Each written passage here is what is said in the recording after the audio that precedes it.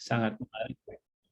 Jadi ini kalau saya sih sebutkan, katakan ini depan di sistem kontrol, terutama kalau yang bekerja di industri oil and gas, ini apa menjadi apa namanya future dream lah, seperti kayak gitu. Tapi ada Bapak Ibu semuanya, di oil and gas industries ya khususnya, itu wireless instrumentation itu mulai berkembang dan pesat sekali sebenarnya. Dan ini kalau saya boleh katakan itu mulai tahun 2007 itu sudah mulai gitu ya. Jadi dicoba untuk diaplikasikan wireless instrumentasi. Nah, bagaimana Bapak Ibu semuanya, ini kalau dilihat dari apa namanya slide di sini, ini ada evolusi gitu ya untuk field device communication teknologinya ya. Jadi kalau simplified arsitekturnya kurang lebih, kalau yang sekarang itu menggunakan wireless, menggunakan wire ya. Jadi ada dari field instrumentasi langsung ke controller ya. Nah, ini fase 1. Kemudian fase ini langsung ya dari field langsung ke controller. Fase keduanya itu ada field bus, jadi ada plan networknya gitu, dari field instrument langsung ke field bus dulu, kemudian setelah itu baru ke controller. Dan fase ketiganya dia udah menggunakan wireless ya, jadi dari field instrument jadi ke wireless access point istilahnya itu, kemudian baru masuk ke plan network atau field bus, kemudian baru ke control system. Nah, ini tahun ya seingat saya tahun 90-an aja sudah mulai sistem wirelessnya juga sudah mulai dipakai ya. Jadi dari field instrument ada RTU, kemudian ditransmit masuk ke sistem di control atau di CS. Nah, sekarang mulai kalau dilihat lagi, kalau ISA standar itu, ISA standar 111A, mereka menyebutkan bahwa ada spesifik dari wireless field device itu ada 5. Jadi mulai dari aplikasi zero, emergency action gitu ya. Kemudian application class 1 untuk closed loop regulatory control. Kemudian ada yang kelas 2, kelas 2 closed loop supervisory control atau semacam BCS. Kemudian ada open loop control, open loop tidak ada closed loop. Kemudian yang kelas 4 untuk alerting and flagging, alarm system aja begitu ya. Kemudian yang kelas 5 itu yang untuk yang logging dan download uploading. Nah, ini yang paling rendah, kelas 5. Nah, Bapak Ibu semuanya, ini kalau kita di industri oil and gas khususnya, atau industri kimia atau industri yang lainnya, menggunakan kabel ini kan mahal sekali, sangat mahal, dan apa namanya dan butuh waktu yang lama untuk instalasi, maintenance dan sebagainya. Nah, dan belum lagi kalau apa namanya keterbatasan waktu dan lahan. Nah, makanya di wireless ini untuk kedepannya sangat-sangat didambakan begitu ya, karena bisa mengurangi banyak. Namun ada challenge-nya juga, tentu saja banyak challenge ya, seperti saya sebutkan tadi, terutama untuk untuk emergency action yang dibutuhkan kecepatan gitu ya, yang dibutuhkan ketepatan reaksi dari si instrumen dan kontrol sendiri. Nah, ini yang masih menjadi tantangan. Nah, makanya dikatakan bahwa uncertainty dari wireless technology ini tetap masih ada, terutama di industri ini ya, berkaitan dengan performance-nya, yang utamanya untuk stability dan reliability dari wireless communication baik di offshore maupun di onshore facilities. Ya, ini untuk stability dan reliability ini tantangan yang besar. Nah, kalau bahwa reliability dari wireless instrumentasi itu sebagai critical point gitu ya untuk automation system. Jadi terutama untuk bisa memberikan data yang akurat bagi operator untuk mengambil keputusan, mendapatkan informasi untuk mengambil keputusan untuk safe dan lancarnya operasi di lapangan. Nah, bayangkan aja kalau sistem ESDP misalkan ya ESDP ya, yang dalam keadaan emergensi maka dia harus segera menutup valve atau membuka kalau blow down valve begitu ya, dibutuhkan kecepatan dan ketepatan Nah, ketika wireless ini bermasalah dengan sinyal dan sebagainya, lewat tamat semua. Jadi function dari si ESDP ini tidak didapatkan, gitu ya. Jadi kita loss dari opportunity untuk melakukan safe operation. Nah, ini yang menjadi tantangan hingga saat ini. Jadi kalau saya sebutkan di industri oil and gas itu masih masih banyak sekali PR yang masih dilakukan. Jadi sehingga sampai masuk ke kelas zero itu, klasifikasi kelas zero itu masih belum ada. Jadi sampai saat ini masih baru kelas 5, 4, dan 3 misalkan begitu. Nah, yang terakhir bahwa untuk industri oil and gas sendiri, bahwa wired instrumentasi itu atau sistem informasi menggunakan kabel itu masih dominan dan masih dibutuhkan, memang benar sekali, terutama untuk closed loop system, ya, dan safety sistemnya, ya, yang membutuhkan ketepatan, kecepatan, dan akurat, gitu ya. Jadi yang masih dibutuhkan, karena kalau ada potensial lack of communication misalkan, atau synchronization dari komunikasi itu bermasalah, nah ini menjadi masalah semua sistem kontrolnya. Ya, kalau dilakukan menggunakan wireless device. Nah, yang terakhir, bahwa implementasi wireless instrumentasi, walau bagaimanapun ini sudah dicoba di drilling activity, ya, terutama untuk drilling, kemudian sistem kontrol dari downhole system misalkan, itu sudah mulai dibuatkan digunakan sistem wireless, karena banyak membantu, ya, untuk kecepatan, cost-nya sangat berkurang kalau menggunakan kabel dan sebagainya. Jadi disebutkan bahwa yang paling advance sebenarnya untuk wireless technology ini sudah mulai dilakukan di drilling dan well control technology. Jadi ada harapan untuk kedepannya ini bisa sampai ke safety device atau closed loop system control juga sudah menggunakan wireless system. Mudah-mudahan bisa beberapa tahun ke depan ini sudah mulai diaplikasikan banyak di dunia industri, karena bisa mengurangi banyak sekali biaya dan sebagainya.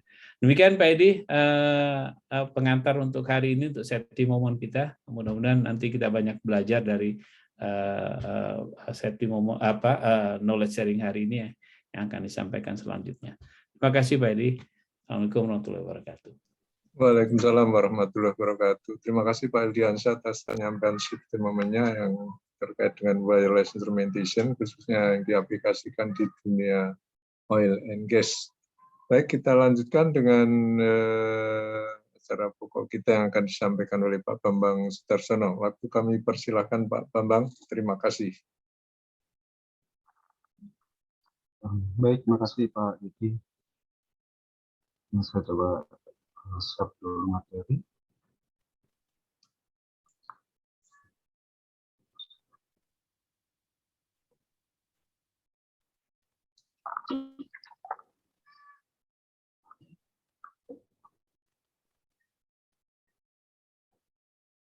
Ya, sudah nampak Pak?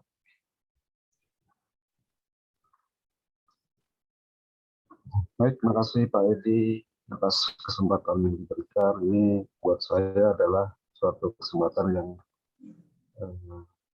sangat berharga, saya sangat mengapresiasi. Sebelumnya saya ucapkan terima kasih juga kepada Pak Heldi tadi atas penyampaian yang pemaparan yang disampaikan. Saya kemudian diberikan terkait dengan wireless instrumentation yang ternyata memang sudah ada dari sejak lama, dan itu sudah diaplikasikan pada oleh industri. Sesuai dengan judul yang kami sampaikan sebelumnya Pak Edi, Bapak Ibu sekalian.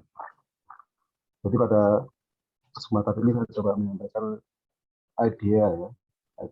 Ini adalah idea bagaimana penerapan LoRa itu pada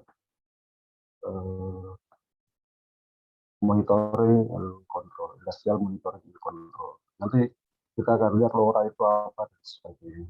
Dan mungkin juga apakah LoRa yang dimaksud di sini ada berhubungan dengan wireless teknologi yang sebenarnya sudah ada sebelumnya, ataukah mungkin suatu hal yang sama sekali yang berbeda. Baik,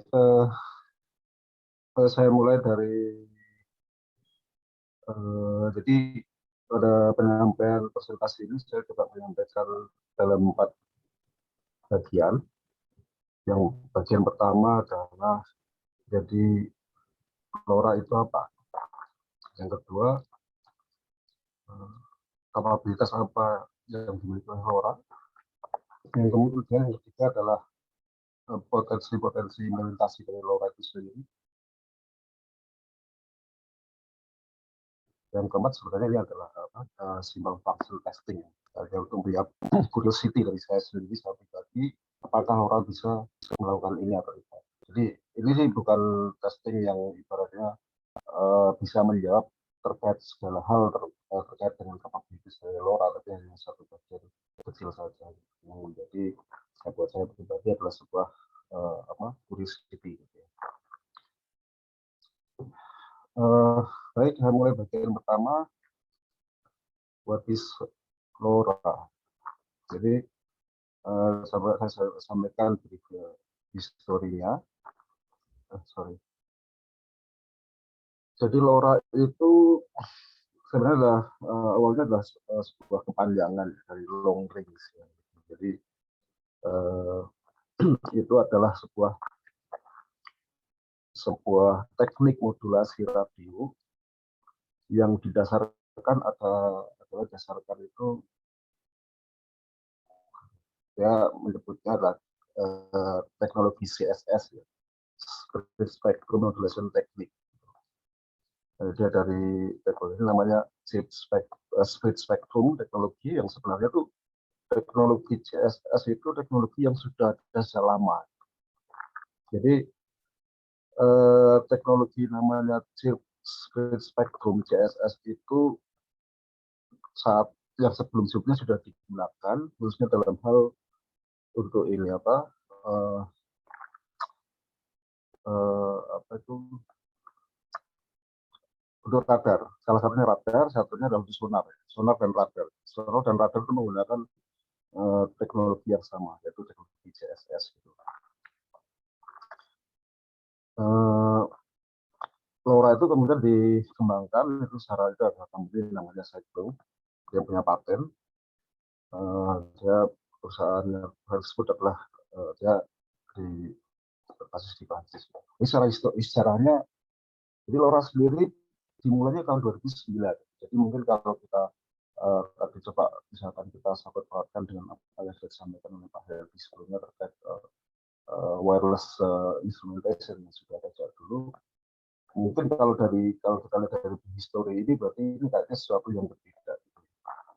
Jadi 2009 dimulai oleh 2 orang kawan, namanya Nicolas Rodin dan Olivier Seller, orang Prancis, gitu, yang kemudian dia mengembangkan LoRa tersebut, long range, low power modulation technology. Jadi poinnya adalah di situ long range, poin pertama, yang kedua adalah low power. Ada 3 poin itu yang kemudian menjadi node dari LoRa itu sendiri. Lalu 2009, 2010, jadi yang 2 orang itu, Sorlin dan Olivier itu bersama dengan tambahan 1 orang itu kemudian membentuk sebuah perusahaan namanya Cyclo,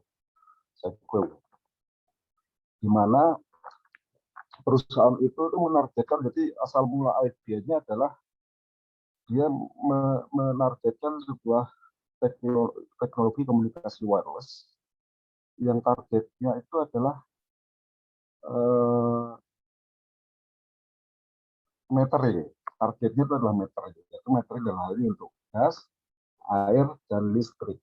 Jadi mungkin kalau kita lihat asal muasalnya ini berarti sebenarnya bukan asal muasal dalam perspektif dari industri ya, tapi lebih ke ini ya. Kalau kita lihat ini kan gas, water, dan electricity ini kalau kita di Eropa ya, di situ kan tiga komponen itu, listrik, itu terdistribusi ke masing-masing rumah dan sifatnya menyebar seluruh kota Indonesia.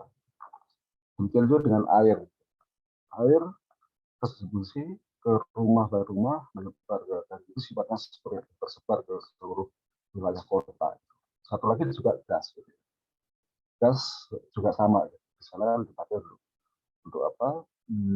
Misalkan pada saat musim dingin itu untuk pemanasan. Jadi bermula dari situ. Jadi idenya adalah bagaimana teknologi low power dia punya jangkauan yang jauh itu kemudian bisa digunakan untuk memonitor metering-metering yang ada di ujung-ujung rumah-rumah yang tersebar tersebut. Jadi ini kalau kita lihat perunutan itu idenya bermula dari situ. Lalu dari Saiko yang 2010 itu kemudian tahun 2012 itu diambil alih oleh Samtek. Samtek mengambil alih Saiko. Kemudian Samtek tersebut merilis ya, produk yang ya, produknya chip ya, LoRa chip ya. yaitu SX1272, SX1276 dan kemudian ada SX1301 gitu. Kalau saya perhatikan dari tiga jenis chip tersebut itu kemudian salah satunya itu dia transceiver ya, transceiver itu dia kemudian saat yang saya nggak salah ya, kalau nggak 72 atau kalau nggak terbalik itu salah satunya itu kemudian untuk komunikasi TCP/IP, satunya kemudian komunikasi serial, dan kemudian SX1301 plus sebagai gateway.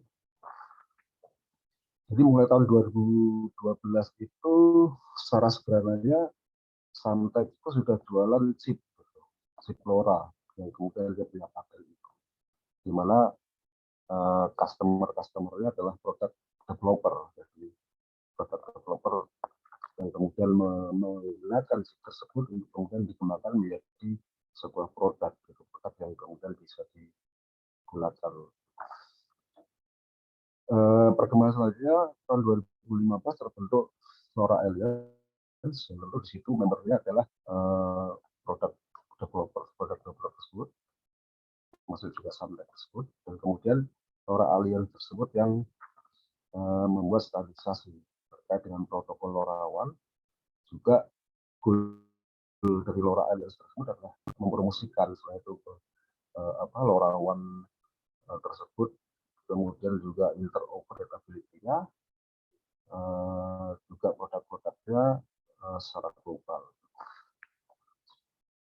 Jadi kalau kita lihat, kita penyederhanaan, jadi LoRa itu apa? Jadi kita lihat, ini saya coba tampilkan gambar sebelah kiri ini adalah electricity meter.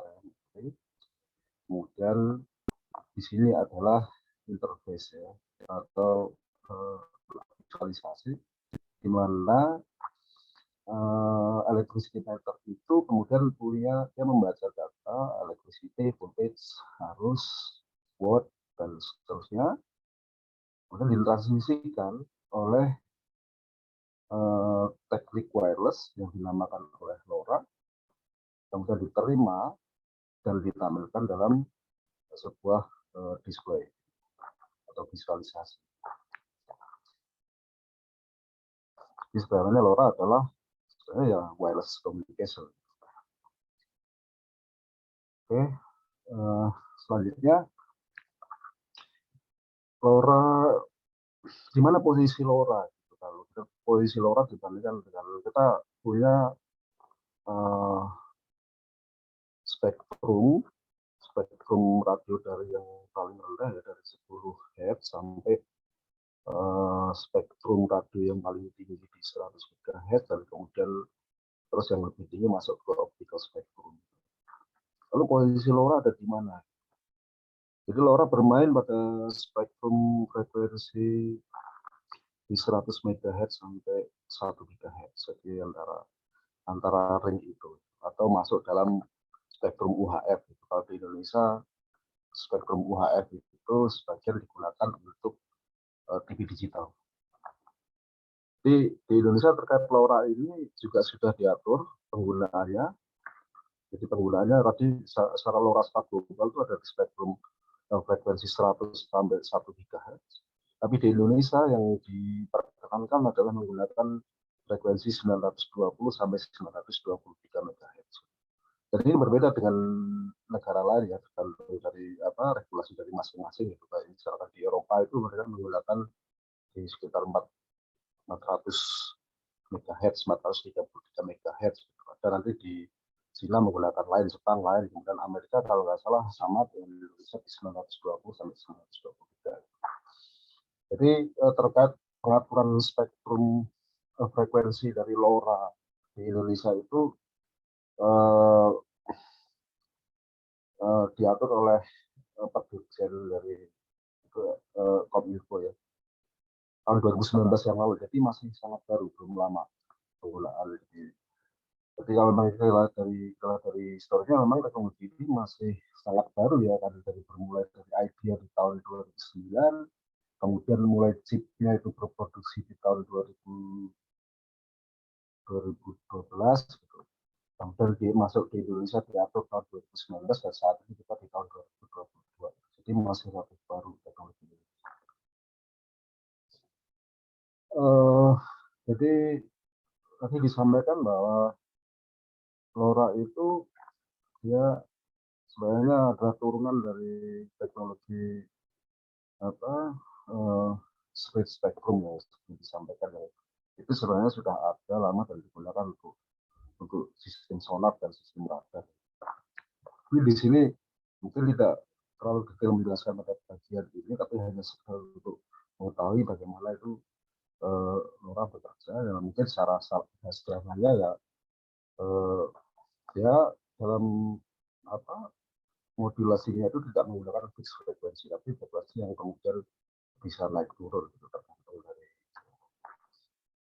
pada bagian itu kemudian itu memungkinkan LoRa itu beroperasi pada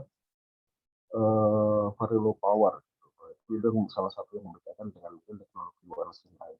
Dan juga mungkin pada bagian lain ada sisi positif yang didapat terkait dengan misalnya resisten terhadap Doppler effect gitu. Mungkin itu tidak dimiliki oleh beberapa tipe mobile radio application.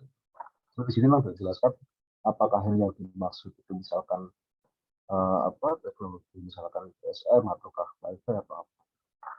Saya coba ini mengutip dari referensi yang saya dapat. Tadi disampaikan terkait perkembangan teknologinya. Jadi dari pertama idea, kemudian perkembangannya, kemudian terbentuknya chipnya dan sebagainya. Di sini saya coba sampaikan apa yang terlihat gitu, karena apa yang kemudian kita sebagai kita sebagai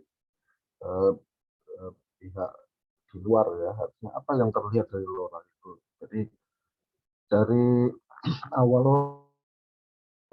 LoRa ini tadi sudah terlihat dari beberapa tahun yang sebelumnya, sudah terlihat itu ada gitu, secara barangnya ada, kemudian itu dipakai digunakan oleh beberapa kalangan tertentu yang kemudian misalkan mereka teknologi entusias yang kemudian dia suka mencoba-coba teknologi yang baru. Jadi awalnya produk yang muncul LoRa itu atau produk-produk yang sangat ini ya, sangat sebenarnya kita sebutnya sebagai produk-produk mainan ya, temperatur sensor yang kecil gitu. Kemudian ada transceiver yang kecil yang dia bentuknya hanya sebagai kayak PCB board gitu aja kecil gitu. Lalu dalam perkembangannya produk-produk tersebut kemudian berkembang ya, atau kalau awalnya segmen adalah kayak DIY maker gitu, para hobi, para ini ya yang suka membuat prototyping itu, kemudian muncul produk-produk yang kalau kita lihat trennya arahnya itu menuju ke arah industrial application. Jadi di sini yang saya tampilkan ini hanya beberapa saja, sebenarnya banyak sekali. Tapi di sini kemudian saya coba tampilkan ini ada pergerakan dari produk yang berbasis teknologi tersebut, dan pergerakan mengarahnya adalah ke arah industrial application. Kalau yang pertama DIY maker tentu itu sangat jauh dari aplikasi industri, karena itu mungkin ke home use dan sebagainya. Pada saat ini kemudian saya ambil contoh ini, ya kemudian ketemu gitu, ternyata ada pressure transmitter yang dia ditancapin chip LoRa tersebut. Kemudian ternyata juga sudah ada control valve yang dia ditancapi oleh chip LoRa tersebut. Kemudian juga ada kayak ini ya, kayak RTU remote I/O, kemudian dia ditancapi oleh LoRa. Kemudian ada berat transceivernya, gateway-nya gitu, yang kalau kita lihat dari bagaimana pengemasannya itu sudah kayak mendekati untuk bagaimana penggunaan di industrial. Tapi dari produk-produk yang terlihat ada itu kemudian ternyata itu sepertinya seolah mungkin kalau saya pribadi saya tidak pernah kenal istilahnya pemain brand-brand tersebut, tapi brand-brand tersebut kemudian menggunakan teknologi. Kemudian kalau kita lihat pada misalkan aplikasi industri, kita sudah pasti tahu itu bahwa pemain dari produk atau industri yang terkait itu adalah sebenarnya kita bisa sebut aja, misalnya kita bicara itu misalkan instrumen gitu, tentu kita akan bicara jauh-jauh dari Yoga, IDB, Siemens, dan sebagainya, yang mana mereka adalah perusahaan-perusahaan yang sudah well known, sudah established lama, sudah bermain di industri itu sudah cukup lama gitu. Dan mereka berbasis mostly adalah dari Europe atau dari Jepang atau dari Amerika. Sebenarnya yang kita lihat saat itu produk-produk yang muncul menggunakan teknologi itu kecenderungannya adalah mungkin kalau kita search gitu kita cari ketemunya adalah produk-produk dari China gitu. Memang di luar dari apa yang biasanya itu. Tapi mungkin di sini mungkin buat saya juga menjadi sebuah pertanyaan kalau lihat perkembangannya mengarah ke industrial application gitu. Mungkin apakah kemudian pemain-pemain lama yang sudah banyak kita kenal itu pada industri terkait itu kemudian akan juga bermain pada teknologi ini.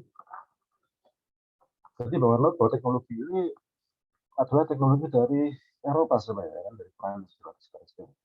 Tapi memang dari produk developernya itu kemudian yang muncul lebih dahulu dari China. Mungkin kalau kita sebut sedikit ini coba analogikan dengan misalkan teknologi dari electric vehicle ya, mungkin kurang lebih sama. Karena electric vehicle itu juga sudah cukup lama sebenarnya development di kita misalkan brand-brand terkenal ya Toyota dan sebagainya. Tapi ternyata yang rilis dulu itu kemudian yang muncul namanya Tesla. Kemudian muncul di China BYD sebagainya. Nah, saya nggak tahu apakah ini kemudian karena strategi dari sisi pengembangan dari sisi bisnis yang kemudian ibaratnya China itu ibaratnya pokoknya keluarin gitu. Sementara brand-brand yang lain itu kecenderungannya berhati-hati terus seperti apa. Selanjutnya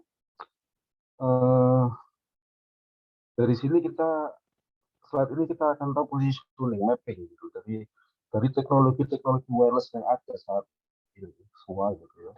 Itu positioningnya seperti apa, di mana masing-masing gitu, dan di mana LoRa. Kalau kita lihat dari mapping ini, kanan adalah range jarak terkait jarak, yang ke atas adalah terkait kapasitas ya.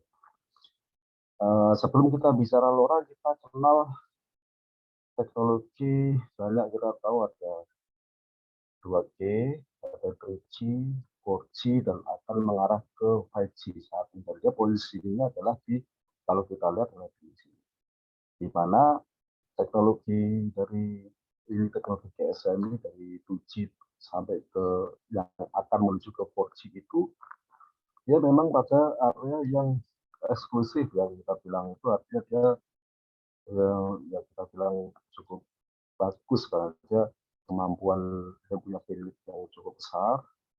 Satu sisi itu, di sisi lain dari sisi jarak juga cukup cukup cukup jauh ya, seperti cukup jauh ya yang kita rasakan saat ini. Selain GSM itu kemudian kita tahu Wi-Fi. Wi-Fi ini ada semula dari 11G, 802.11G sampai 802.11AC ini yang biasa kita di kantor-kantor, laptop kita, kemudian handphone kita kalau itu Wi-Fi dan sebagainya. Dia punya bandwidth yang besar, memang terbesar di jarak. Jaraknya itu tidak bisa jauh. Maksimum ya mungkin declare-nya dari pemilik bisa sampai mungkin 100 meter atau berapa, tapi ya in reality kan kita juga bisa tahu itu ya tergantung ya situasinya bagaimana kondisi tahunnya dan sebagainya. Posisinya dari situ. Kalau kita tahu Bluetooth di HP kita, di laptop itu kita tahu di situ dia kecepatannya nggak terlalu tinggi, ini juga jaraknya pendek. Ini Zigbee ini juga teknologi yang cukup baru, sebenarnya perkembangannya hampir berbarengan dengan LoRa. Kemudian RFID yang kita bisa kalau NFC itu yang kita mau tap e-money itu dia jaraknya pendek, dia juga katanya nggak banyak. Kalau kita bisa LoRa di mana? LoRa itu karena bandwidthnya kecil memang, bandwidthnya itu kecil.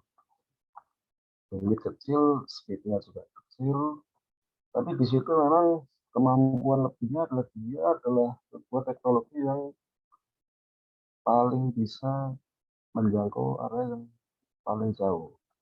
Makanya kalau kita lihat mungkin teknologi radar, kita lihat apa yang digunakan itu jaraknya bisa sangat jauh. Kalau radar ini bisa sampai ke ratusan kilo, bahkan ada 400 kilometer. Karena memang dia relatif ini ya bermain di teknik atau teknik modulasi yang lebih sama. Jadi poin dari LoRa itu pertama adalah dia bandwidth kecil, ya, speed kecil, tapi jaraknya panjang. Memang ini kemudian jadi dasar yang dicari oleh si pengguna tadi saya sebutkan tadi, memang dia lebih mencari ke coverage ya, tapi untuk speed tidak. Jadi ini saya coba sampaikan beberapa declare itu. LoRa itu pakai long range scope. Ada yang sampai 15 km dengan ini ya, dengan catatan tertentu ya. Jadi, dengan loss range atau line of sight ya, dalam posisi dia tidak ada penghalang. Dan low power. Jadi poinnya adalah itu low power. Power konsumsi powernya sangat rendah. Karena dari hardware low cost hardware, high capacity yang dimaksud di sini mungkin bukan dalam konteks kapasitas dia kapasitas dia untuk mentransmit jumlah data yang ditransmit ya, tapi kapasitas ini atau dia untuk bisa bisa beberapa device itu bisa digunakan pada jumlah yang sangat besar gitu.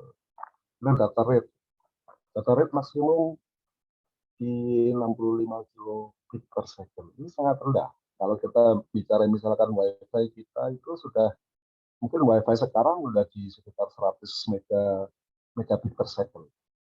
100 megabit ini hanya 65 kilobit per second. Sangat jauh.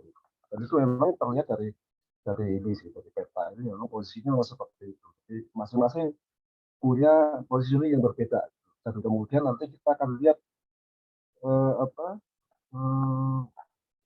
setiap teknologi itu kemudian cocok untuk ke penggunaan masing-masing gitu. Jadi kalau kita bicara LoRa untuk digunakan untuk aplikasi, kita punya CCTV di sana, kita mau lihat CCTV pakai LoRa tentu nggak bisa. Itu bukan peruntukannya. Bisa, tapi dia sangat lambat sekali gitu streamingnya. Eh, Jadi ini saya coba ada sedikit highlight di sini, ada manufaktur yang kemudian melakukan tes terhadap produknya. Itu produknya bisa mencapai 10 km pada kondisi open and clean air, kemudian antena yang digunakan tingginya 5 dBi, di mana ketinggian antena 2,5 meter. Kemudian air data rate yang di set itu 2,4 kilobit per second. Jadi memang data rate itu kemudian bisa di set di sini. Nanti di slide berikutnya nanti kita akan coba tunjukkan contoh itu, bahwa itu bisa dipilih mau kita mau ambil data rate di berapa 0,3 kilobit per second, 2,4 kah, ataukah yang tertinggi di 65 kilobit per second. Dari sini saya coba menyampaikan sebuah referensi sebagai pembanding saja gitu ya.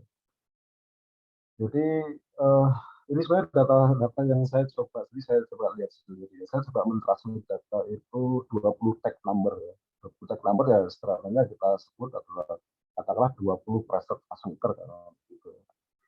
Jadi dalam satu kali kirim itu jumlah datanya 50 bit. Gitu. Nah, 50 bit kalau kita kemudian compare ke sini ya, ini dengan di set 2 data 2,4 kilobit per second kan artinya 2.400 bit dalam satu detik. Dalam satu detik dia mengirimkan kapasitas 2.400 bit. Sementara data transfer untuk 20 tag number itu dalam sekali kirim itu 50 bit. Artinya memang kalau kita lihat perspektif ini, 2,4 itu sudah cukup besar sekali untuk kita mentransmit data. Kalau 20 tag ya. Kalau 20 tag misalkan kita punya satu ini ya, misalkan satu instrumen dia kemudian membaca itu namanya pressure gitu, data pressure itu satu data. Cuma nggak kalah di itu instrumennya dia dalam quote dia agak smart gitu. Kemudian dia punya alat penguji data alarm. Kemudian dia punya juga data misalkan speed of increase ya. Apa bukan ya acceleration. Misalkan kecepatan kenaikan pembacaan pressure gitu, yang dia misalkan terlalu tinggi dan sebagainya. Itu mungkin satu field satu peserta seperti itu mungkin jumlah tag yang data yang tersedia di bawah dari 20. Dan itu kalau kita lihat sekali kirim data itu datanya sangat kecil, 50 bit saja. Atau mungkin lebih rendah kalau misalnya katakanlah cuma 10 tag. Dan ketika data itu ditransmit dengan teknologi wireless yang data rate-nya kita set di 2,4 itu masih sangat mencukupi. Kurang lebih sebagai bayangan antara teknologi yang tersedia dengan sebenarnya keperluannya apa sih? Kita keperluannya apa sih? Saya ambil analoginya sih karena begini ya, kalau misalkan kita punya barang itu satu publikasinya 1 meter kubik gitu, kita punya barang. Kita ingin barang 1 meter kubik itu kita mau kirim dari satu tempat ke tempat lain. Lalu kemudian kita itu punya truk engkol, kita masukin lah. Keperluan kita hanya 1 meter kubik aja, tapi malah adanya truk itu bisa muat, misalnya spesifik ada, bisa sampai ada. Dan muncullah itu namanya bajai yang kemudian dia punya truk di belakang, yang dia punya kemampuan kapasitasnya itu memang 1 meter kubik. Bagaimana kalau kita pakai bajai saja? Kita masukin diri, kita mau bawa barang ke 1 meter kubik, masuk, dia sampai bisa. Jadi di situ lah kurang lebih bayangannya. Hanya, ternyata di situ kemudian muncul, ternyata kalau kita kirim barang kita yang 1 meter kubik itu pakai bajai itu ternyata lebih murah ya. Kalau begitu. Ini saya coba ambilkan contoh gitu. Ini produk yang memang sudah jadi, sudah di-declare gitu. Buat pabrikan itu tersebut ya, ini ada working frekuensi dari mungkin 200 MHz bisa sampai ke 930 MHz. Ini area sekitar 900-nya area yang memang secara legal diatur Indonesia. Harga tarif yang kemudian bisa di 6 level kita bisa set 2,4 kilobit per second atau 4,8, 9,6 dan seterusnya sampai tertinggi di 62,5 kilobit per second. Dimana tentu pemilihan ini akan berhubungan dengan ini ya, jarak ekspektasi jarak kita karena antara data rate dengan jarak yang bisa didapatkan itu sifatnya berbalikan ya. Kalau misalnya kita ingin speed tinggi, kecenderungannya itu jaraknya bisa berkurang. Tapi kalau kita set data rate yang rendah itu bisa menjangkau jarak yang besar. Transmit power 30 dBm, 30 dBm. Ini yang tadi saya sampaikan yang untuk bisa mencapai 10 km itu tadi dengan data rate 2,4 dia menggunakan transmit power 30 dBm dengan kondisi open air itu bisa tercapai. Angka interface, kemudian DNS support, kemudian protokol, network port, ya, karena ini TCP ya, ini portnya 45 dan portnya 10-100 megabit per second. Protokol ke support TCP, UDP, MQTT, HTTP. Ini ibaratnya bannernya, jadi ya itu menggunakan teknologi LoRa, jaraknya jauh, kecepatnya meningkat, itu maksudnya ini ya kalau lihat ya sebenarnya chipnya pasti sama saja, tapi bagaimana dia ya klaimnya lebih cepat dan sebagainya, anti interference ability. Ini salah satu yang diklaim untuk teknologi LoRa ini adalah anti interference ability. Ya sebenarnya ya kita mungkin kita ini berhubungan dengan tadi dengan metode yang belajar ya, mungkin apakah benar atau tidak ya. Ya mungkin saya pribadi juga kurang tahu ya, tapi ya mungkin saja benar bahwa kemudian ada sesuatu yang berbeda antara LoRa dibandingkan dengan jenis teknologi wireless yang lain. Mungkin ini kalau dari saya melihatnya seperti itu ya. Tapi mungkin untuk pembuktian apakah itu benar atau tidak mungkin yang pertama yang bisa kita melakukan dari sisi produsen dari chipnya sendiri atau produk developer atau mungkin di kalangan misalkan di kampus gitu melakukan misalkan penelitian terkait ini benar nggak kemudian bahwa LoRa itu memang punya karakteristik yang ini anti interference ini ya berbeda dengan kalau kita bicara misalnya teknologi PSM atau teknologi WiFi atau yang lain. Saya coba ini kutip sedikit ini sih apa ya contoh ini adalah contoh gateway bukan ini transceiver ya dia bisa mentransmit bisa mereceive gitu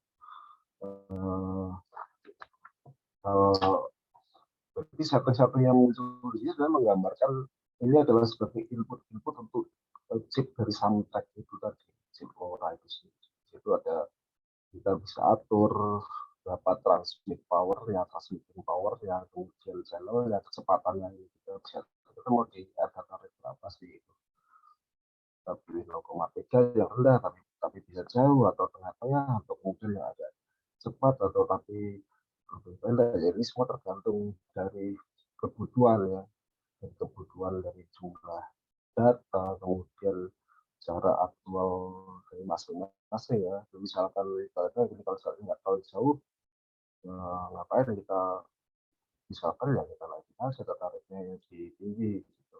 Yang penting jaraknya masih tercapai dan sebagainya. Ini sih pengaturan yang kemudian itu subjek masing-masing ini ya masing-masing kebutuhan. Di situ ini di sisi sisi radio, di sisi LoRa-nya sebenarnya di sini saja. Kemudian ini di sisi bagaimana protokolnya, apakah kemudian ada satu bagian yang mau berfungsi sebagai TCP server, TCP client, dan sebagainya pada UDP atau apa. Tapi dari disampaikan terkait LoRa dari teknologinya itu perkembangannya mulai bagaimana kemudian produk-produknya itu dari apa menjadi apa. Lalu itu di sini saya menyampaikan LoRa itu kemudian bisa diterapkan di mana saja. Jadi saya coba menyampaikan mulai dari basicnya. Basicnya adalah sebenarnya ini kan kebutuhan pertukaran data. Jadi misalkan saya sebut ini komputer lah, komputer data sebagai source of data atau source of information, kemudian komputer B sebagai destination atau receiving. Lalu kalau kita lihat sebelum ada LoRa, pilihan-pilihan yang ada itu apa saja? Pertama adalah kita, kalau kita bicara komputer ya kita kalau nggak kabel Ethernet ya, kabel Ethernet itu, kemudian pilihan lain adalah fiber optik, pilihan lain kalau kita mau pakai wireless, kita bisa pakai WiFi, kita bisa pakai GSM, Bluetooth. Jadi LoRa bisa di area situ bisa. Jadi antara dua equipment yang butuh berkomunikasi data, di mana pokoknya ada dua atau lebih ya, minimal dua atau lebih yang membutuhkan pertukaran data, kemudian itu bisa diterapkan di situ LoRa. Lalu kemudian ada note yang cukup penting gitu, di sini, bahwa kalau mau menerapkan LoRa, ingat air data rate-nya ini nggak bisa banyak, 0,3 megabit per second. Tapi jaraknya bisa jauh. Jadi di sini nanti poin-poin pentingnya itu untuk melihat sebenarnya LoRa itu kemudian cocok ditempatkan di mana, bisa ditempatkan di mana atau tidak cocok ditempatkan di aplikasi. Tapi saya sampaikan bagaimana kalau CCTV kita mau punya CCTV jaraknya 10 km kita mau untuk di sini, itu tidak bisa karena ini tidak masuk. Lalu kita masuk ke alat-alat yang biasa ada di industri. Ambil contoh di sini salah satunya misalnya PLC, RTU, bisa nggak dipasang LoRa? Bisa gitu. Kalau PLC-nya gimana cara masangnya? Kita punya PLC, ya PLC artinya kita lihat tuh di situ dia punya support komunikasi protokol apa? Oh dia support ini apa? TCP, dia ada Ethernet port-nya. Bisa kita tambahin transceiver di sini dan kita connect, lalu kita transmit datanya ke receiver di sini. Jadi sebagai alternatif yang sebelumnya mungkin kita tarik kabel Ethernet, kita pasang WiFi, kita pasang ini. Kalau misalkan LabVIEW itu 485, ada semacam kita dia punya port 485. Kalau kita port 485 pilihannya di sebelumnya itu kita tarik hardwire 485. Harganya mungkin bisa berapa kilo, kita tarik di situ. Dan orang bisa ditekan di situ. Nanti antara pilihan-pilihan yang ada itu kemudian ya ini posisinya tidak posisi mana yang lebih baik, mana yang lebih buruk, tapi lebih kepada mana yang lebih tepat untuk kebutuhannya. Nanti akan kita lihat pada saat berikutnya gitu, ada beberapa case gitu yang kemudian ternyata kita nggak bisa tarik kabel ya karena kondisi ini. Saya terus yang lain adalah sebenarnya power meter sampaikan. Power meter nih existing ya, yang punya power meter existing ini power meter dia baca gitu. Tapi kebetulan dia punya ini fitur komunikasi, dia punya fitur komunikasi serial, atau dia punya fitur komunikasi PCB gitu. Oke, ini kita pasangin gitu. Transceiver ini, dan kemudian datanya itu bisa ditransmit dan bisa diterima. Kemudian ini yang Facebook yang kemudian dari sisi LoRa One tadi, LoRa Alien tadi, dan kelompoknya ini kemudian mempromosikan LoRa itu sehingga memang mendorong terbentuknya produk yang embedded. Jadi misalkan ini pabrikan bisa bikin peserta transmitter ya, sinyalnya ditarik pakai wire 420 mm. Jadi tanamin itu LoRa di dalamnya sehingga kabel itu 420 mm udah nggak perlu lagi. Kemudian dari transmitter. Sama halnya ini misalkan ada flow meter ya, meter yang kecil, mungkin kita lihat misalnya meter ini untuk aplikasi kayak PDAM seperti itu. Yang sebelumnya bagaimana? PDAM dia punya apa, dari PDAM-nya dia transfer itu air dari pipa yang besar yang didistribusikan ke rumah-rumah, dia pasang meteran puter manual, sangat manual gitu. Setiap bulan itu harus dicatat gitu.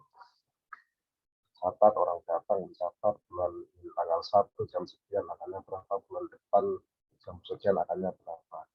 Nah ini saat ini sudah muncul produk yang kemudian itu ditanamin oleh chip tadi, signal soundtrack itu, yang kemudian data yang ada pembacaan di dalam yaitu misalnya berapa kapasitas dia yang sudah pakai, berapa meter kubik dan sebagainya, kemudian data itu bisa ditransit melalui wireless ke penerima.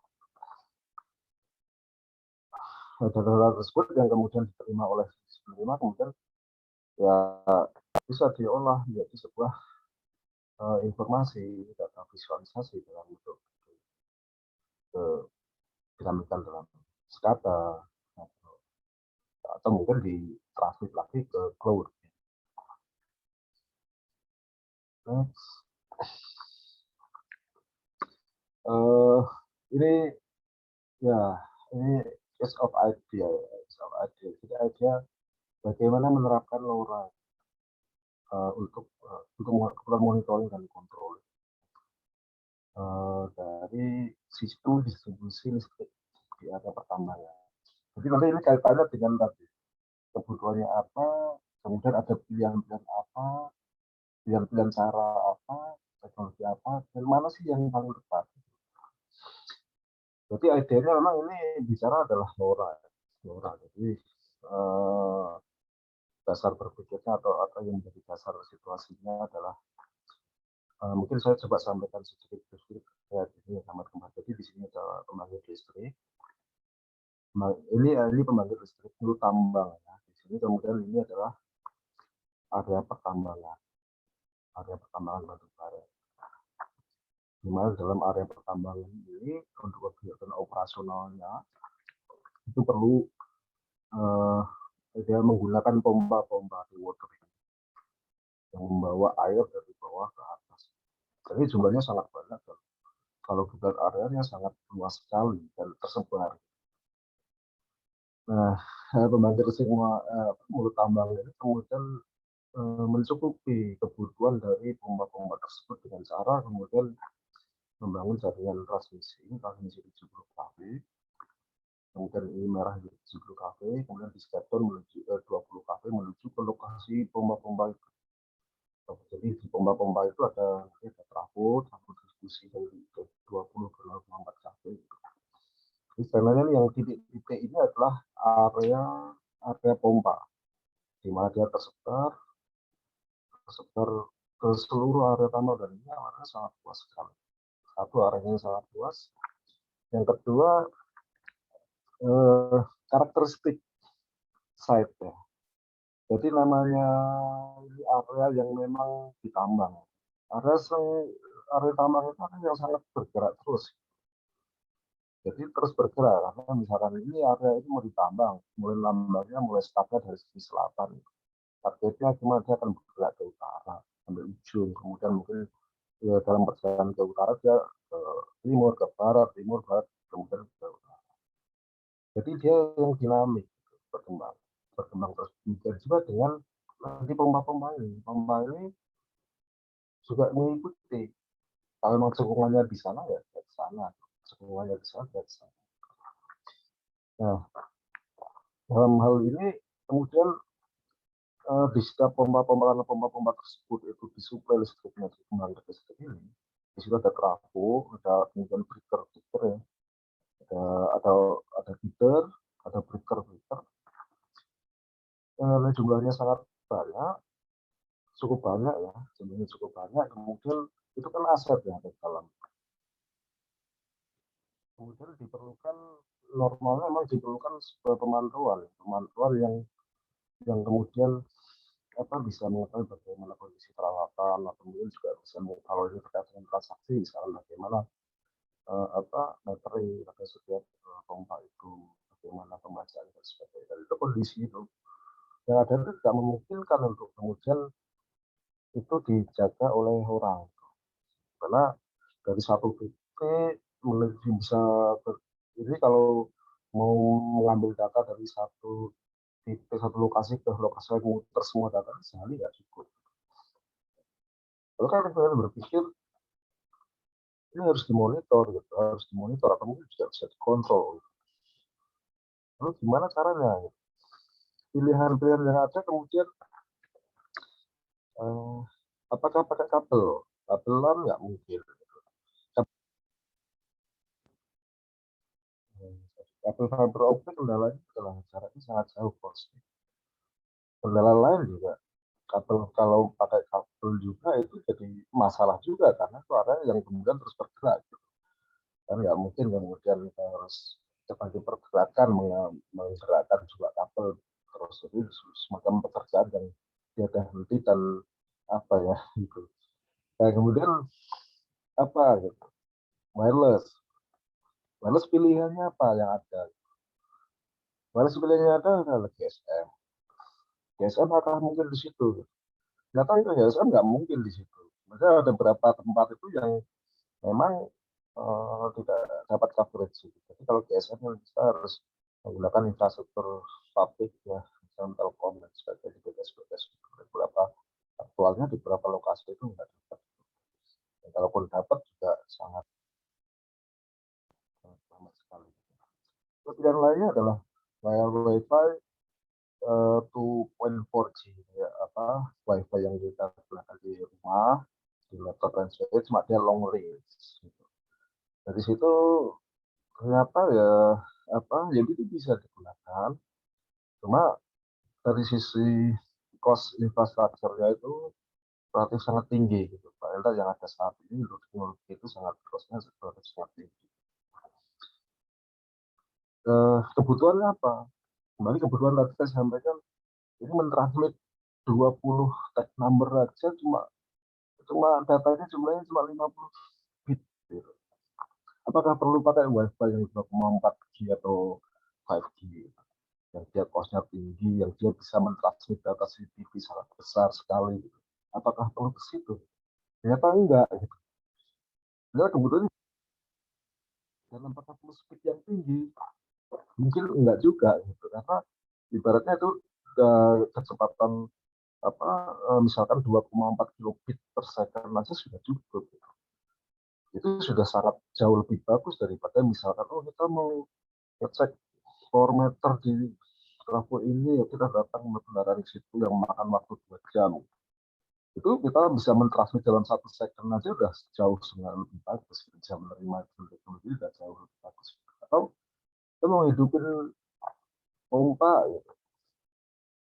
Hidupin pompa dengan ternyata dari 1 second untuk pompa bisa hidup. Itu masih sangat lebih jauh, lebih bagus dibandingkan dengan tadi dilakukan secara manual. Jadi idenya di situ sehingga muncullah ini kemudian kita lihat ini LoRa. LoRa yang kita harapkan dari fitur ini fungsinya adalah kemudian kita bisa membaca itu record KWH di setiap titik, kemudian status dari equipment yang ada di situ, bagaimana ke trafonya, bagaimana fiturnya, bagaimana fiturnya, beberapa pembacaan listrikannya dan seterusnya. Ini terkait dengan tadi, jadi mungkin kalau kita lihat tadi ada banyak titik-titik pompa ya sebenarnya ini kalau digambarkan ya satu titik pompa itu ya satu area pompa itu terdiri dari ada dari pompanya itu sendiri, kemudian ada trafo, ada backup genset, kemudian ada metering. Ini adalah simplifikasi. Sebenarnya kalau kita cakup semua gitu, ini jumlahnya sangat banyak. Lalu kita lihat infrastruktur network existing yang ada di sana. Ternyata di sana ada beberapa tower komunikasi yang memang sudah existing ada, yang itu digunakan untuk keperluan. Salah satunya saya sudah menggunakan wireless 2.4G itu. Kemudian juga digunakan untuk wide area network. Dan kita punya ide itu bisa dimanfaatkan untuk penempatan sebagai gateway. Punya gateway, kemudian kita pasangin di sini adalah transceiver LoRa pada setiap titik. Misalkan di sini kita punya 3 buah power meter gitu, dia punya komunikasi port serial RS485, kita bisa pasang satu di situ, multi drop di situ, kemudian data itu di transmit dengan frekuensi yang memang yang diperbolehkan ke gateway. Jadi semua yang ada di tambang itu kemudian datanya dibawa ke gateway. Bagaimana dengan jarak? Saya tahu bahwa tadi secara spesifikasi LoRa jaraknya ya bisa sampai 10 km, bisa lebih sebenarnya itu. Ya kita mengambil asumsi itu 10 km. Di sana dari tower ke kemudian di jaraknya berapa itu ya nggak sampai 10 km. Mungkin bervariasi ya, dengan agak dekat ada yang 5 km, tapi nggak sampai 10 km. Sehingga kita lihat ini kayaknya paling sesuai kayaknya paling sesuai untuk kebutuhan ini, karena posisinya memang kebutuhan data rate-nya nggak banyak, data kapasitas datanya nggak banyak, rate-nya juga nggak perlu yang sangat tinggi, karena ini kita nggak bicara sistem ini ya, sistem proteksi atau sistem safety system ya. Kita bicara di sini ada monitoring, yang kedua memang ada fungsi controlling. Tapi controlling di situ juga bukan dalam posisi controlling yang harus sangat cepat sekali data sampai gitu. Karena kalau kita pencet tombol start gitu, karena dia delay 1 detik terima data itu masih jauh lebih bagus daripada kita harus datang ke sana naik mobil 2 jam. Tapi begitu. Ini juga area of implementation yang lain, ini idea ya, idea. Nanti kita bicara LoRa, bicara pada aplikasi-aplikasi yang memang long range, ya, memang spesialisasinya di situ. Saya coba di sini menyampaikan sedikit pendekatan yang berbeda. Kita nggak bisa long range di sini pada slide ini. Kita bicara yang sebenarnya ini short range. Oke, pada ini sebelah kiri kita lihat di pembangkit listrik construction. Ya dulu di sini central control room tidak terlalu jauh ya, maksimum karena ya mungkin 200 meter, 300 meter gitu ya. Mungkin routingnya 200 meter, 300 meter gitu. Lalu di sini idenya apa? Sebenarnya idea itu kayak ya ini saya sampaikan pemikiran saat ini itu terlepas tadi brand-brand yang kita kenal, gitu. Kita banyak tahu bermain di produk-produk ini, tapi saat ini entah itu belum atau tidak gitu menggunakan teknologi ini gitu. Bagaimana bagaimana kalau kemudian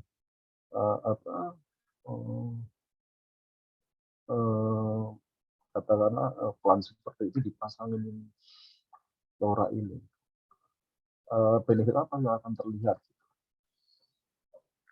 Saya ambil contoh perhitungan yang sederhana saja. Ini hanya kasar-kasar saja. Lebih kalau kita punya power plant 2 unit 30 MW itu ya jumlah instrumennya mungkin kurang lebih sekitar 500 unit. Gitu. Dengan asumsi alokasi kabel setiap instrumen itu 100 meter misalnya. Jadi power plant-nya mengkonsumsi totalnya 50 km kabel. Jadi di sini adalah sebuah angka yang kemudian terlihat gitu. Karena memang ketika kita pasang LoRa, tentu kabel itu 420 mm sudah pasti nggak ada. Sudah pasti nggak ada, karena sudah digantikan oleh LoRa.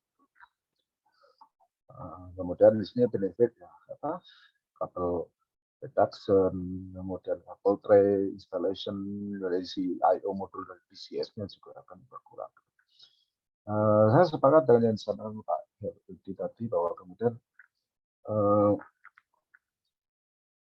kita harus bisa melihat tidak semua hal kemudian bisa digunakan ini LoRa, tidak pada semua aplikasi gitu.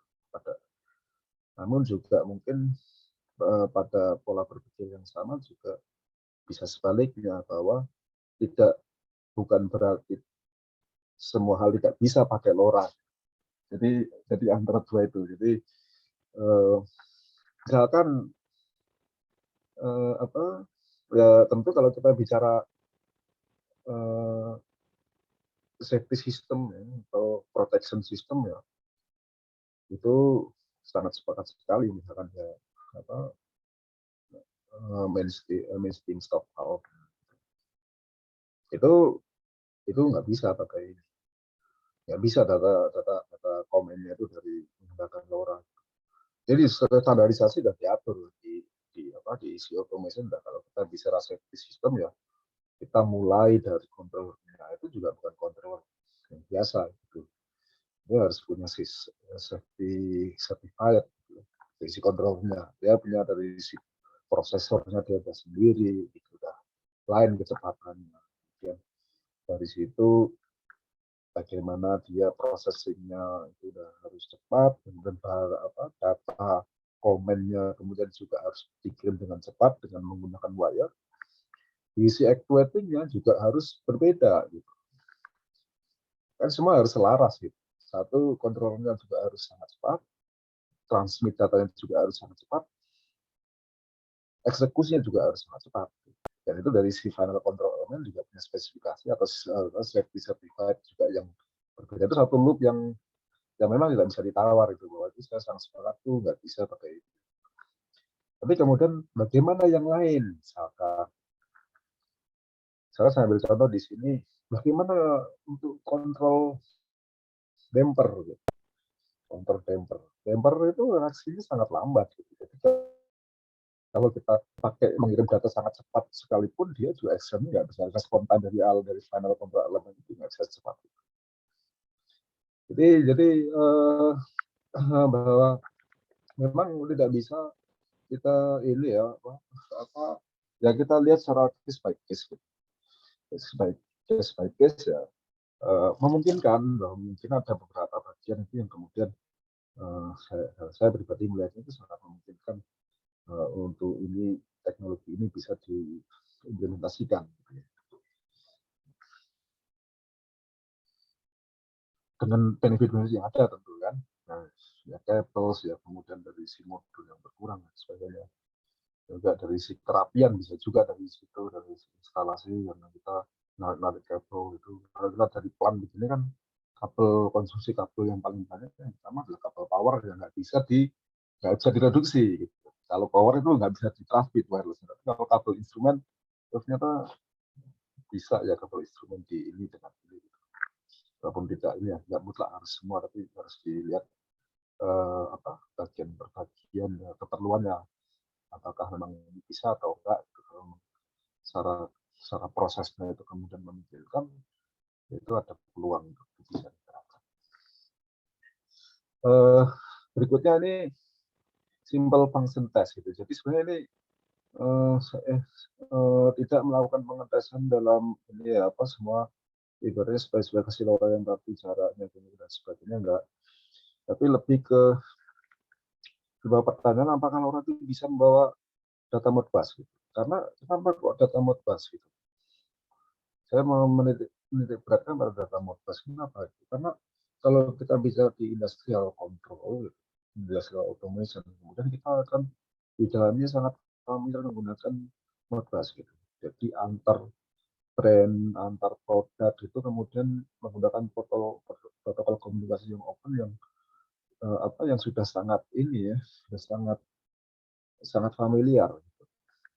Jadi kalau kita kemudian ada mengintroduce sebuah teknologi komunikasi yang baru, kemudian kalau dia itu bisa memunculkan Modbus, itu integrasinya dengan existing atau itu sudah tidak jadi masalah.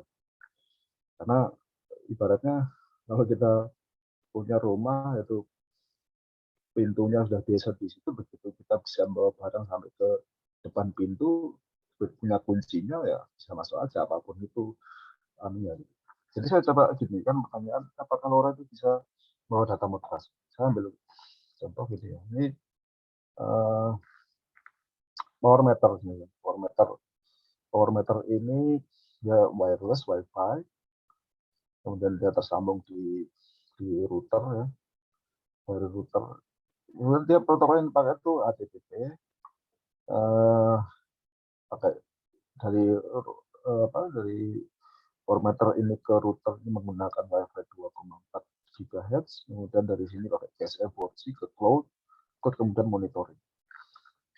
Dan ternyata PowerMeter ini dia punya protokol support untuk Modbus, TCP, RTU. Gitu. Nah, ke sini saya coba, bisa nggak sih data Modbus yang ada dalam sini, kemudian saya transmit menggunakan LoRa dan kemudian sukses terbaca. Ini saya coba tarik ini, aktifkan Modbusnya, saya pakai transceiver ini kemudian coba mengakses data Modbus di dalam. Dan ditransmit, kemudian receivernya masuk ke laptop, kemudian kita lihat apakah data Modbusnya terbaca. Dan ini coba ini saya simbol yang saya lakukan, saya coba tunjukin videonya. Dan hasil tasnya dan datanya data Modbus. Ini adalah pembacaan value voltage dan sebagainya, lihat pergerakan komunikasinya. Ya, maksud saya di sini saya juga mendapatkan introduce LoRa itu, kemudian kalau kemudian kita bicara komunitas yang biasa di industrial ya, misalkan di rekan-rekan di sistem integrator, ketika kemudian misalnya rekan-rekan itu melihat data Modbusnya sudah ada dan bergerak, itu isu data ini kemudian data ini diintegrasikan ke existing SCADA sistem, existing DCS sistem, PLC sistem, itu sudah sangat mudah, ataupun berdiri sendiri. Karena mendistribusikan sudah sangat. Jadi poin di sini adalah bahwa kemudian LoRa yang ada saat ini kemudian itu ternyata bisa itu diintegrasikan dengan sistem existing gitu, atau dengan protokol yang biasa digunakan di industri yang ada saat ini.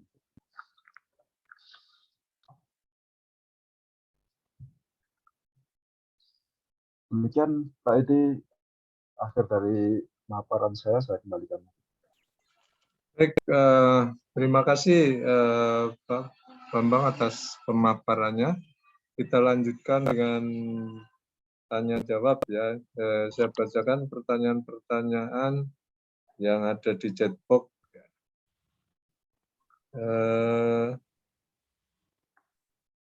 Yang pertama ini dari Pak Ferry ya. Ada 4 pertanyaan. Pertanyaan pertama, LoRa ini izin Kominfo-nya berapa harganya per tahun, apa saja persyaratannya? Ada perlu izin atau tidak? Silakan satu persatu. Oke. Langsung saya jawab satu persatu ya Pak. Ya. Jadi terkait LoRa itu sudah diatur, jadi ketentuannya bagaimana penggunaannya, bagaimana izinnya dan sebagainya sudah diatur di yang di sini saya sebutkan Perdirjen SD PPI nomor 3 tahun 2019 LPWA, Low Power Wide Area. Jadi sepemahaman saya gini ya, sebelumnya ya, tapi sebelumnya saya pemahamannya ini adalah frekuensi band yang non-license, pemahaman saya itu. Jadi frekuensi band ini non-license yang kayak apa, yang bisa digunakan di WiFi kita itu 2,4. Ya. Tidak berbayar ya, tidak belum bayar ini. Ya, betul. Bukan kita kemudian kita ambil slot ini, kita harus nyewa slot ini, bukan seperti itu. Jadi ini free license gitu. Karena kita punya HP gitu, kita beli HP, bahwa kemudian HP itu kan kita nggak harus membeli ini ya, kita frekuensi 2,4 GHz ya. Tapi memang kemudian ada pengaturan di situ, pengaturan bahwa itu perlu register dan sebagainya. Gitu. Kayak semalam kita lihat kan, misalkan HP yang kemudian yang resmi kemudian kita bisa pakai. Tapi HP yang kemudian dari luar kita bawa di sini ya tetap bisa kita pakai, tapi kita perlu register dulu. Gitu.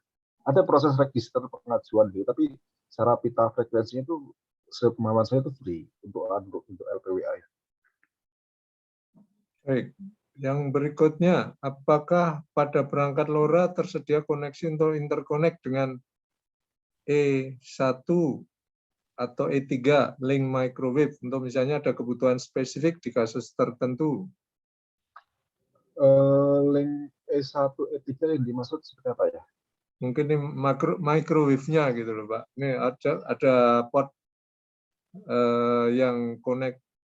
Ya misalkan tadi kan ada connect ke RS485, connect lagi ke mana WiFi. Ya. Ada nggak misalnya connect microwave gitu misalnya? Microwave.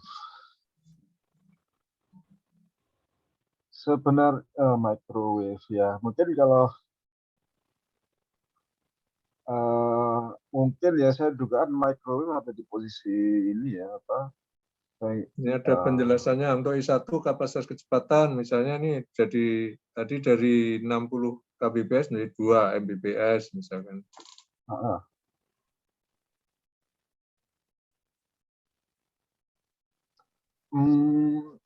Sebenarnya kalau kita lihat LoRa ini jadi gini, mungkin yang dimaksud microwave itu mungkin ada di area ini ya, antara mungkin ini WiFi ini ya. Jadi memang itu ibaratnya begini ya, itu kan kalau kita bermain di LoRa, kita pakai modulasi LoRa, keperluan untuk menggunakan microwave, tapi sangat mungkin aja, misalkan dari poin A ke poin B kemudian menggunakan LoRa, dari LoRa itu kemudian data sudah masuk dalam sistem, jadi kemudian di TCP atau apa ditransmit lagi, dilanjutkan lagi dengan microwave, sangat bisa saya rasa. Ya misalkan gateway-nya Pak, ini LoRa gateway ya, ini kan apa dari LoRa yang ke low speed ke lebih cepat lagi. Bisa. Jadi asal ini ya dari titik A ke titik pakai LoRa nih. Karena udah masuk ke titik kemudian data ini transmit lagi dengan cara yang lain sangat bisa. Dan pakai fiber optik, kita pilih microwave, kita pakai VSAT pun bisa, kita pakai internet bisa gitu. Jadi kayak ini ya, estafet gitu ya. Estafet di LoRa udah sampai di sini, dari sini kita saya A ke B kita pakai LoRa, dari B kita mau terus kita pakai microwave, bisa. Baik, yang nomor 3, sepengalaman Bapak problem yang pernah timbul di interferensi dan kesulitan instalasinya apa saja Pak?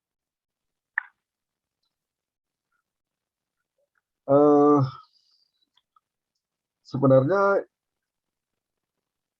gini Pak, ya ini kalau jadi LoRa sendiri kalau kita lihat bagaimana itu diaplikasikan itu masih di Indonesia masih sangat ini Pak. Jadi saya jujur saya sampaikan, saya juga bukan pengguna dari LoRa atau experience menggunakan sistem ini, tidak. Saya mungkin tidak bisa menjawab bagaimana terkait dengan tadi interference. Deklarasinya bahwa itu anti interference gitu. Tapi apakah kemudian itu benar atau tidak ya sebenarnya yang bisa menjawab adalah kita pasang, kita coba lihat, kita amati, mungkin dalam rentang waktu tertentu, mungkin kita bisa tahu jawabannya. Misalnya interferensi, bagaimana kita pasang nih 1/1 transmitter di sini di dekat sama turbin gitu, apakah dia ada sinyalnya itu terganggu atau enggak dan sebagainya, karena ada rotating equipment di situ dan sebagainya ya. Untuk bagian itu mungkin saya tidak bisa menjawab karena memang tidak punya pengalaman di situ dan juga tidak punya data terkait itu gitu Pak. Baik, berikutnya nomor 4. Di Indonesia perusahaan jenis apa dan di daerah mana yang sudah banyak memakai aplikasi LoRa? Terima kasih banyak Pak. Jadi LoRa Alliance itu salah satu membernya itu di Indonesia itu Telkom Indonesia itu salah satu member LoRa Alliance gitu. Di mana Telkom itu dia adalah sebagai salah satu providernya nanti. Dia punya juga mitra yang lain juga. Dan memang masih sangat ini ya, kalau di Indonesia masih sangat minim ya Pak untuk kemudian industri yang sudah menggunakan, kemudian itu masih sangat minim. Beberapa saya perhatikan memang sudah ada provider yang kemudian menawarkan produk ini untuk keperluan tertentu, misalkan untuk keperluan monitoring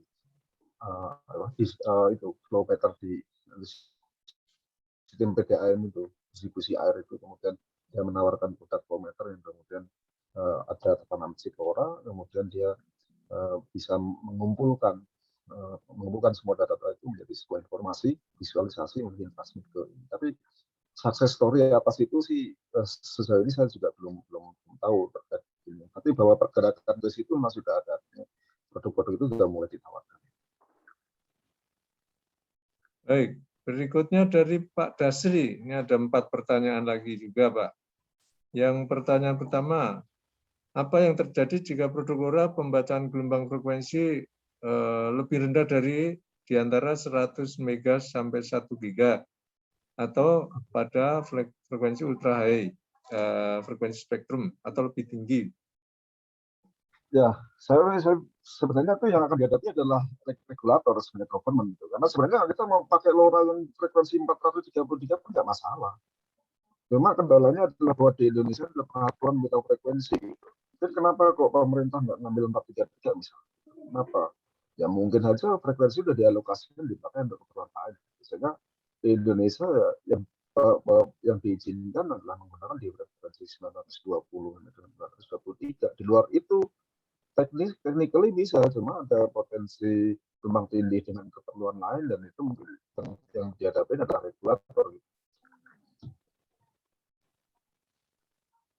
Baik, berikutnya nomor 2. Seperti apakah yang terjadi apabila terjadi loss sinyal? Atau misalnya itemnya tersambar petir atau cuaca ekstrim lainnya dalam jaringan tersebut?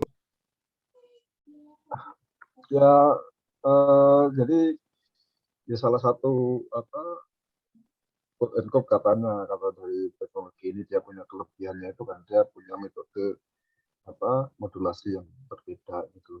Ya mungkin kalau dilihat dari ilustrasi ini sederhananya ya dari komunikasi antara dua equipment ini sebenarnya di teknologi ini dia menggunakan beberapa channel. Gitu. Kalau satu channel fail, dia masih bisa lewat channel yang lain. Channel 1 fail, channel 2 fail, dia masih channel yang lain. Sehingga kan ini yang kemudian mungkin ini membuat teknologi itu kemudian yang dari si anti interference ability-nya itu diklaim cukup bagus gitu. Tapi ya kembali apa yang terjadi ya memang tadi saya sampaikan sebelumnya ya mungkin untuk menjawab pertanyaan ini ya saya nggak tahu kalau dari, apakah itu perlu ada pengalaman yang terjadi dialami atau mungkin ada penelitian lebih lanjut untuk memverifikasi data itu. Saya mungkin di situ Pak. Baik. Karena ini sangat baru ya. Gitu. Baik, pertanyaan nomor 3. Bagaimana dengan jadwal pemeliharaan sistem jaringannya? Terjadwalkah atau mengikuti SOP standar yang ada di plan atau site? Sebenarnya kita LoRa itu kalau LoRa-nya sendiri gelombangnya ya nggak perlu pemeliharaan ya kan. Di situ kan komponen transmitter dan receiver ya. Transmitter dan receiver itu ya sebenarnya kalau kita lihat dari sisi elektronik ya tentu sebenarnya yang diperlukan adalah memaintain dia untuk ini terjaga temperatur gitu. Semakin dia terjaga pada temperatur yang diperlukan dia akan semakin bagus gitu. Karena di luar itu saya rasa nggak ada karena di situ nggak ada bagian-bagian yang berputar atau apa ya. Lebih ke menjaga ambient temperatur humidity gitu. Kalau misalkan AC-nya perlu di servis ya mungkin hasilnya yang perlu di servis gitu kan. Gitu, Pak. Baik, nomor 4. Dibandingkan produk lainnya, apakah harga produk LoRa terjangkau atau lebih murah terhadap produknya? Terima kasih. Pemahaman saya pribadi ini jauh lebih murah. Pemahaman saya jauh lebih murah. Jadi karena dari speknya memang LoRa itu bermain pada spek kalau kita bicara data rate, data capacity dan data rate yang rendah, capacity yang rendah. Tapi dia jaraknya jauh. Jadi memang secara hardware itu lebih murah dibandingkan misalkan kita bilang gateway versi teknologi wireless 2.4G atau teknologi wireless 5.0G compared to gateway LoRa tentu harganya beda. Kenapa? Karena gateway-nya 2,4 dan 5 itu jauh segala-galanya dari sisi spesifikasi. Dan LoRa itu lebih rendah. Tapi memang ini kita perlu yang rendah, nggak perlu yang tinggi. Gitu. Jadi seharga itu lebih murah dibandingkan dengan yang teknologi ini lebih murah. Baik, berikutnya dari Pak Gunawan Cahyadi, nilai tambah apa saja yang diperoleh perusahaan dengan diterapkannya LoRa ini? Bagaimana tahapan-tahapan yang dilakukan perusahaan untuk sampai pada penggunaan LoRa secara utuh dan lengkap? Apakah ada contoh-contoh real yang bisa di-share? Ini saya pikir tadi ada contoh real ya tadi yang disampaikan. Betul, Ya. betul. Jadi ya, betul itu tadi terkait dengan jarak kita punya katakanlah gini, kita punya pumping station yang jaraknya 5 kilo dari tempat kita. Tapi kita ingin kontrol dan monitor itu. Pilihannya kita apakah kita menarik kabel fiber optik 5 kilo ke sana, ataukah kemudian kita pakai WiFi, atau kita pakai GSM gitu. LoRa. Itulah kemudian muncul sebuah benefit gitu. Atau ini penghematan gitu.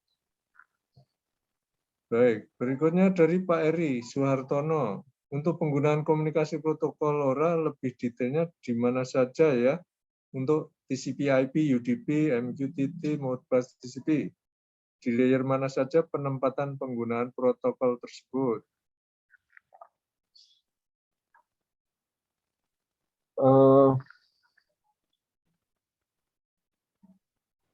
Itu ada di ini kalau misalkan ya kita bicaranya itu adalah instrumen LoRa embedded transmitter misalnya. Tentu dia berada pada layer yang ini. Dia pada layer yang paling bawah. Kalau kita bicaranya itu adalah gini, contohnya antara kita punya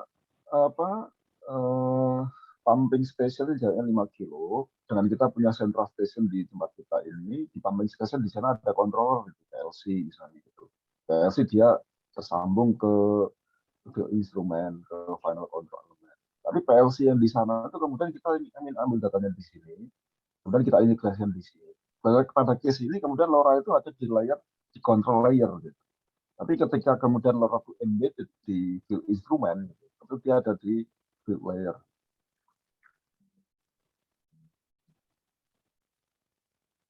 Baik, berikutnya dari Pak Gunawan Cahyadi. Mengapa pada akhirnya LoRa dan dapat disamakan dengan Wide Area Network WAN? Bagaimana dapat dibandingkan kedua arsitektur jaringan data tersebut? Persamaannya dan perbedaannya. Oke. Jadi kalau kita sebelumnya ada namanya wide area, ada local area network, WAN, ada wide area network. Dan kemudian ada ini namanya LoRaWAN. Jadi LoRaWAN itu sebenarnya ini kalau LoRaWAN ini bicara kemudian ke global network ya.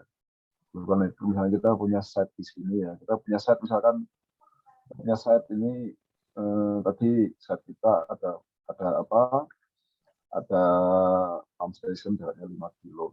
Dari 5 kilo kita transmit menggunakan LoRa. Kita kumpulkan di central station LoRa. Dan kemudian dari situ kita bawa ke cloud. Nah di cloud itu kemudian ada dari menyatukan itu menjadi sebuah LoRaWAN itu. Saya belum tahu posisinya persis apa dan itu kemudian dia bisa saling gitu antara ini. Tapi secara konsepnya begitu. Jadi dari LoRa yang terbesar itu kemudian bisa bergabung menjadi sebuah LoRaWAN gitu ya secara global. Suaranya menjadi rendah banget nih, Pak. Ya, Pak, sepertinya ada gangguan ini ya. Oke. Sudah ini Pak Adi? Halo? Halo, masih rendah nih volumenya nih, Pak. Rendah ya?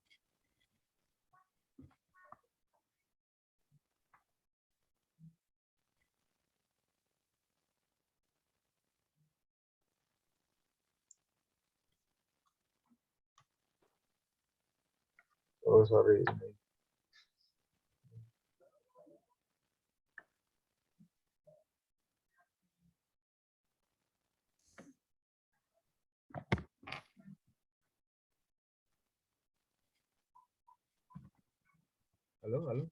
Halo Pak Edi, apa ini? Nah, ini tadi keras tiba-tiba tadi terus turun lagi volumenya. Jadi earphone. Mikrofonnya barangkali kurang dekat atau gimana? Coba pakai mikrofon ya. Baterainya ini kan apa Bluetooth ini sepertinya habis baterainya. Baterai earphone-nya. Oh. Ya, ya ada suaranya sih, cuman lemah saja suaranya. Silakan. Nggak pakai earphone. Ya tadi saya sampaikan memang ada sebelumnya kita ada WAN, kemudian ada ini LoRaWAN. LoRaWAN ya sebenarnya itu adalah kemudian dari LoRa itu dari kemudian dia bisa ke cloud sebenarnya itu cloud itu yang kemudian dinamakan sebagai LoRaWAN itu.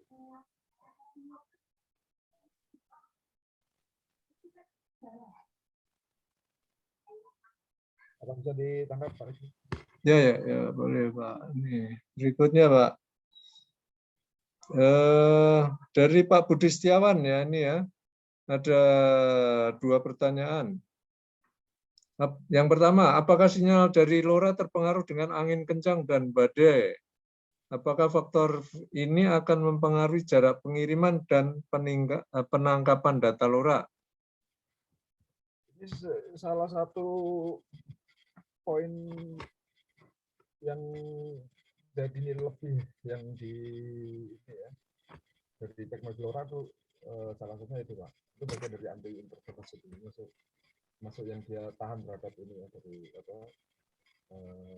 dari disturbance dari kayak HP dan seperti itu gitu Pak.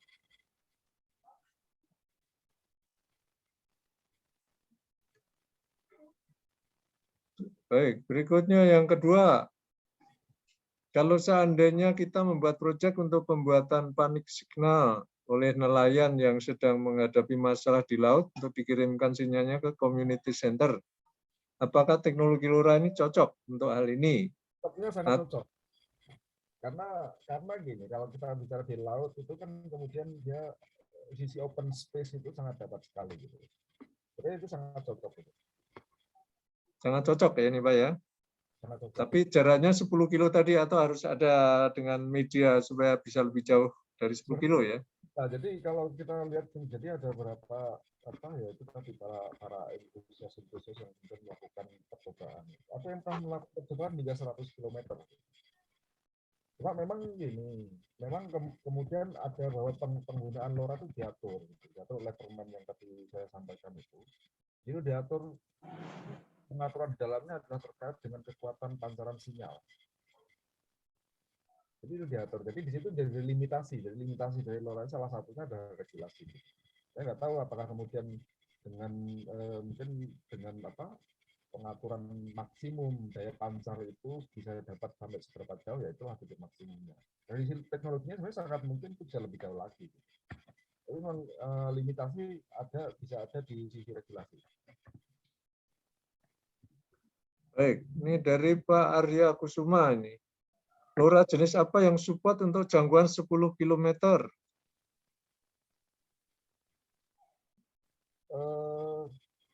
Jadi LoRa itu kan apa ya? LoRa itu adalah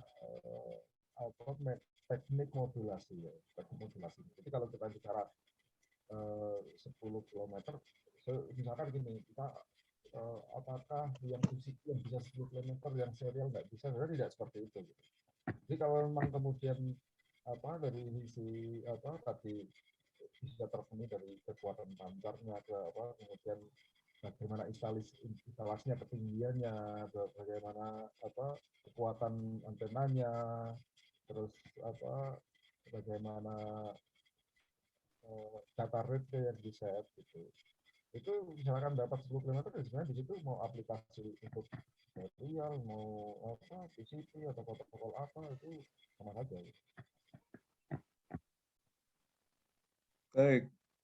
Berikutnya dari Pak Adi. Apakah LoRa ini mirip dengan OPGW pada transmisi sutet? Sangat lain. Sangat lain. OPGW itu kan optical wire ya. Optical ground wire gitu ya, fiber optik gitu. Fiber optik dia wire gitu. Kalau ini kan wireless gitu. Baik, ini dari Pak Basuki Setiawidodo. Apakah frekuensi radio yang digunakan LoRa ini sudah legal ya untuk kita gunakan di Indonesia? Sudah legal, sudah diatur di Dirjen SDPI nomor 3 tahun 2019, Komisi 920-923. Baik, berikutnya ini dari Pak Pandu Santoso. Izin bertanya, LoRa untuk yang kontrol dan monitoring di hulu migas, bagaimana izinnya? Karena menyangkut kedaulatan negara RI. Kalau kita bicara penggunaan frekuensi atau penggunaan LoRa itu kan tidak terkait dengan objek atau tempat di mana dia akan dipasang. Itu dipasang untuk aplikasi air, untuk aplikasi water distribution atau electricity distribution, transmission distribution ataupun ke mining atau ke mana. Penggunaan di si izin LoRa-nya itu tidak terkait dengan itu. Tapi mungkin untuk sekiranya misalkan atau industri tertentu atau kemudian tertentu pada area itu melakukan regulasi yang lain ya mungkin di bagian ini ya. Tapi kalau dari isi penggunaan frekuensi sih sepanjang dia ada di frekuensi 920-923 dan perangkatnya itu memenuhi ketentuan ketentuan yang diatur terkait seperti pengaturan maksimum daya pancar, kemudian dan proses-proses lain ya, proses perizinan lain yang terpenuhi ya, itu dari sisi ini udah bisa dipakai gitu. Kalau misalkan kemudian ternyata ada misalkan di area migas, oh nggak boleh pakai itu, berarti itu adalah di sisi migasnya gitu ya. Tapi dari sisi kominfonya tidak ada masalah. Baik, berikutnya untuk industri hulu, gas plant sangat berisiko ketika bisa dikendalikan dari jarak jauh oleh negara lain. Ini mungkin penjelasan yang tadi ya. Nah ini izin bertanya nih, LoRa ini mengacu ke spesifikasi apa, terutama untuk industri hulu migas?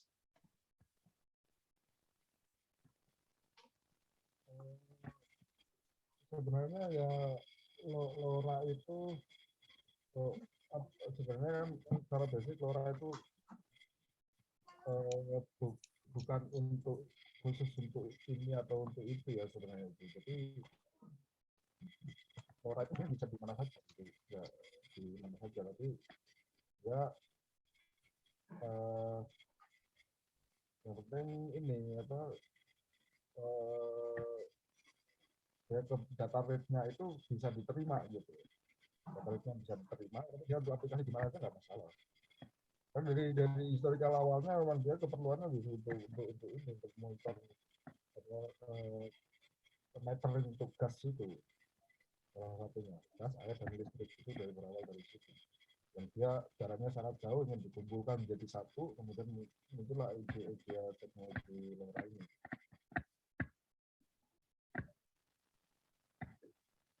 Baik.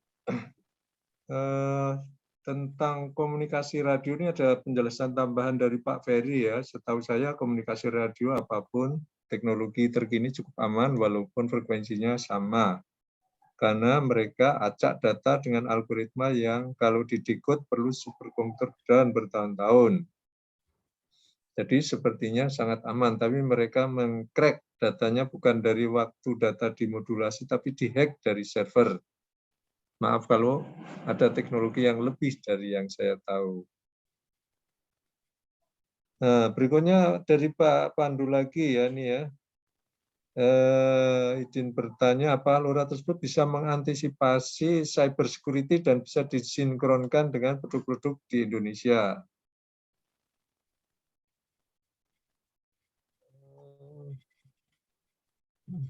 Ya, yang saya pahami kemudian memang ada ini ya dalam perkembangan LoRa itu kemudian ada ada ini ya, dari sisi security ya yang ditambahkan ya, saya pahami dari tambahan yang kemudian dia disematkan di situ untuk mengantisipasi di security itu. Kalau kemudian apakah itu bisa diterapkan di produk-produk yang ada di Indonesia?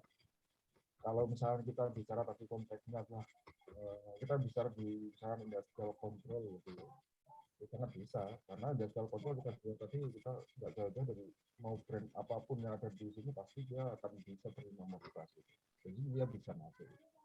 Jadi bagaimana dengan perkembangan ini tren LoRa ke depannya itu mungkin malah akan muncul produk-produk yang kecil yang biasa digunakan di rumah-rumah tapi dia tersemat teknologi LoRa yang kemudian dia bisa ini di monitor Jadi kalau kita bicara di industrial control, kalau kemudian kita bicara di situ bahwa sekarang LoRa pun sudah punya capability untuk bisa membawa itu data modbus, itu sudah sangat kompatibel dengan mau brand apapun di industrial control saat ini sudah sangat kompatibel. Itu sudah saya tunjukin tadi itu bisa bawa data modbus, dan itu begitu data modbus itu sudah muncul di situ, itu kalau kita rekan-rekan di sistem integrator itu udah langsung bikin saja ya, tinggal mau bikin visualisasi seperti apa. Baik, ini tadi ada tambahan info dari Pak Eldiansyah ya, tentang standar yang diaju adalah ISA 100.11A untuk oil and gas industries. Nah, kemudian dari Pak Adib Mustafa ini. Nah, ini juga ada ini tambahan dari Pak Eldi juga, IEC 62591/1. Kemudian pertanyaan dari Pak Adib Mustafa ya, pengguna LoRa untuk monitoring dan controlling apa sudah banyak digunakan oleh perusahaan tambang di Indonesia selain PT Adaro? Perusahaan apa lagi? Sepertinya belum ada. Bahkan di Adaro juga itu idea itu ada di tahun yang lalu, idea itu. Kemudian setelah itu ada rencana untuk merealisasikan, tapi saya belum copy apakah itu kemudian terrealisasi dengan teknologi itu.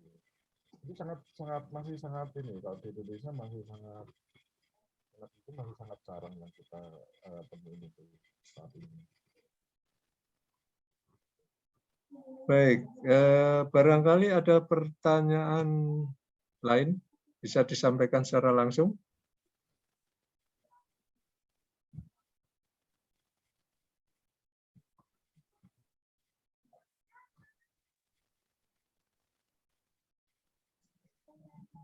Baik, kalau nggak ada pertanyaan lagi, kita akhiri acara sore hari ini. Sekali lagi saya atas nama Badan Kejuruan Teknik Fisika HPI mengucapkan terima kasih yang sebesar-besarnya pada Pak Bambang Sudarsono yang sudah menyampaikan paparannya tentang LoRa, aplikasinya apa, ini ilustrasinya, perkembangannya di Indonesia. Saya pikir ini juga perlu kita antisipasi untuk aplikasi-aplikasi kedepannya yang mungkin juga akan semakin banyak. Terima kasih Pak Eldiansyah yang juga sudah menyampaikan sistem momen dan juga menambah informasi tentang standar-standar yang digunakan di oil and gas. Terima kasih kepada Ibu-Ibu dan Bapak sekalian yang sudah bergabung di acara webinar BK Teknik Fisika sore hari ini. Kita lanjutkan acara kita minggu depan ya. Silahkan bergabung untuk yang berminat dengan topik yang akan disampaikan. Mohon maaf kalau ada hal yang kurang berkenan. Salam sehat selalu dimanapun berada. Tetap disiplin dengan protokol kesehatan. Selamat sore. Wassalamualaikum warahmatullahi wabarakatuh. Terima kasih. Waalaikumsalam warahmatullahi wabarakatuh. Assalamualaikum warahmatullahi wabarakatuh. Terima kasih Pak Danang, Pak Edi. Ya, terima kasih Pak Pandu, terima kasih. Assalamualaikum, terima kasih Pak. Waalaikumsalam. Ya Pak. Terima kasih Pak Edi. Ya, terima kasih Pak Joko. Terima Pak kasih Pak Edi, Edi. terima Terima kasih kasih Pak Gunawan, Pak teman-teman ya. Basuki. Ya, Sehat makasih. selalu ya Terima Pak kasih, Edi Pak dan Amin, Edi. terima teman-teman. kasih Alhamdulillah. sama-sama semuanya sehat-sehat Ya, selalu. amin. Saya live ya Pak. Ya, kita tutup Pak acaranya. Terima kasih.